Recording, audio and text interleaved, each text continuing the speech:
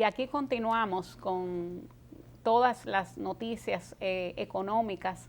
Esta semana, qué malo que Alcedo Ramírez, ¿verdad?, no esté por aquí, que este es su segmento favorito, así que los recordamos con mucho cariño. Esta semana, pues, el dólar continúa un poco con su tendencia alcista, aún sin llegar al 58, pero sigue subiendo. Y el barril de petróleo, pues, fue la primera plana de esta semana, el hecho de que llegara a 90. Y justamente fue un tema que discutíamos en el segmento anterior, de si llegaba al 90, de si llegaba al 100, y ya comienzan algunas voces a decir que se espera que llegue al 100. En ausencia de Alcedo, pues yo le pregunto a Hermógenes para ver cómo él ve todo este panorama económico. Sí, yo le voy a pasar la palabra a Francisco Canahuate en breve para que te conteste, porque mientras tanto entendemos que el tema internacional con rebote directo en el nacional, en República Dominicana, pues es el alza de los precios. El alza de los precios influenciado por lo que tú dices, naturalmente, que es el comportamiento del petróleo, los commodities en sentido general, pero el petróleo, el barril de petróleo, que lleva una carrera tan alcista como recordar aquellos finales de la primera década de este año. Entonces, el grito por la inflación ha llevado a que Estados Unidos anuncie movimientos en la tasa pasiva, y por ende en la activa, quiere decir a la tasa que captura el dinero y a la tasa a que se presta, hacia un alza.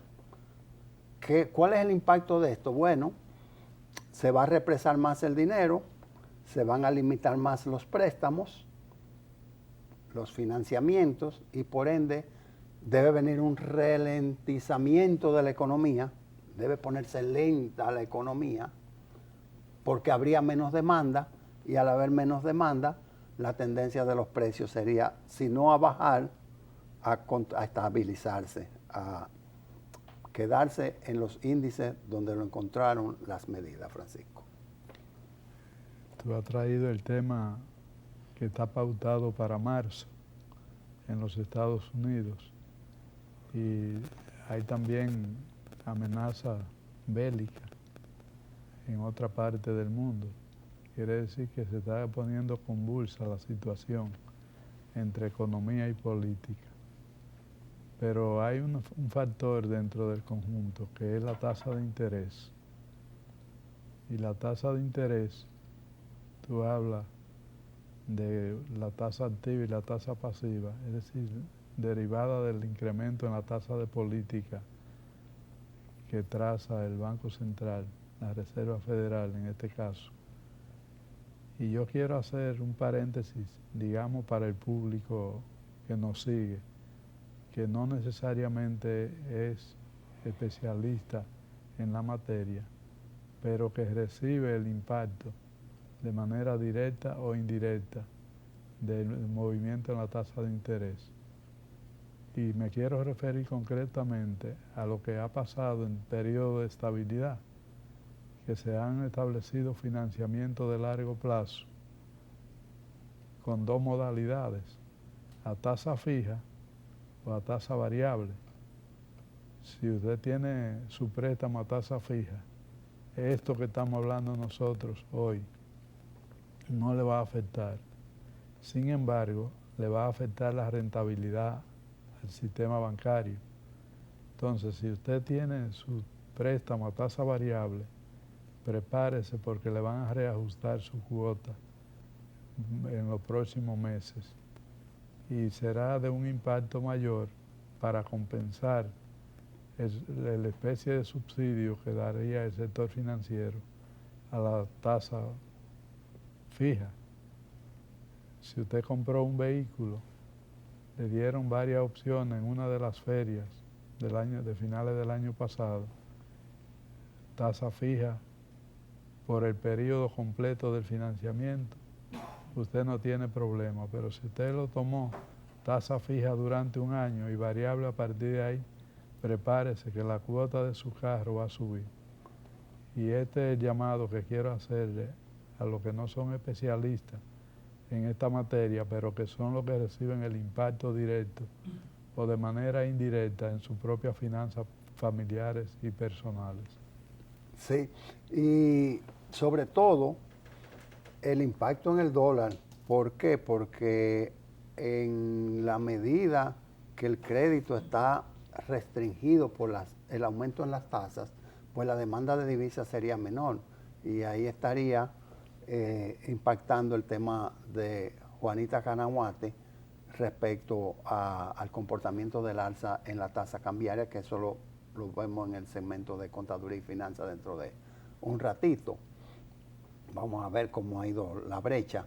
Pero sí, y la demanda de divisas tiene que estar muy asociada, y Francisco tiene mucha experiencia alrededor del mercado cambiario por los roles que ha jugado. Hace unos añitos ya, hace como 2 o 3 años, los roles que ha jugado alrededor de las asociaciones de bancos de cambio, etcétera, etcétera. Pero la relación demanda de divisas versus la producción de divisas, estamos hablando ahora de exportaciones, pues la brecha en República Dominicana se mantiene del cielo a la tierra. Somos un país totalmente dependiente de las importaciones. Y en ese aspecto me gustó mucho lo que pronunció un miembro de este programa, que es Miguel Collado, el director ejecutivo del CRES. Y él dice que no podemos seguir dependiendo de las remesas. Entonces, en su análisis, que dice los ingresos los ingresos han crecido sobre un día alrededor de un 10%, pero las exportaciones apenas un 2%, y está hablando en los últimos 10 años. Quiere decir que tenemos una estaticidad en la producción de divisas versus la demanda, que sí aumenta. El turismo, los críticos, los analistas dicen, el turismo es el mayor productor de divisas, las divisas nuestras dependen, pero así como el turismo trae divisas porque el turista compra su estadía y lo compra en moneda extranjera, euros, dólares, asimismo ese sector depende mucho de las importaciones. Es verdad que la lechuga que usted come en el resort, el arroz que usted come en el resort es de producción local, a lo mejor por ahí por San Juan de la Maguana, donde está el cedo, pero los insumos, los mantenimientos, la estructura, la base operacional depende básicamente de partidas importadas, así como tú produces también demanda de divisa, Francisco. Mire, ese comentario y análisis que hizo el CRES a través de la persona de Miguel Collado es muy reflexivo y concluye con una parte esencial. No debemos depender de esas ayudas de las remesas, aunque son muy bienvenidas, sino que debemos crear un sistema competitivo donde los costos le permitan al exportador producir y exportar, porque aquí tenemos un tema y es que somos poco competitivos porque el régimen tributario resulta muy costoso, incluso para los propios exportadores. Se dice, bueno, pero las exportaciones están grabadas con tasa cero en materia de ITEVIS, pero están grabadas con el impuesto sobre la renta a una tasa alta y están grabadas con otros impuestos que tienen que ver con el proceso productivo. Entonces, la ventaja comparativa del país no es tan dada, excepto en clima y en el arrojo del dominicano, en el sistema fiscal, en el sistema tributario. Y ese es el llamado de atención que hace el CRES para la necesidad inaplazable de la reforma integral al sistema tributario dominicano. Correcto. Es un llamado muy oportuno y nosotros creemos que sí que se pueden tomar medidas tendentes a la producción de divisas exo el sector turístico, el sector turismo, porque como hemos dicho en innumerables ocasiones, no son mutuamente excluyentes. Nosotros tenemos un petróleo, lo que pasa es que el petróleo de nosotros no es negro. Bueno, es negro porque en principio es carbón, pero es el oro. Y no recuerdo en qué programa, de qué año, yo te decía, Francisco, y si hacemos un ejercicio, República Dominicana sin explotar las minas de oro y República Dominicana explotándolas, ¿cómo impacta en la calidad de vida del ciudadano?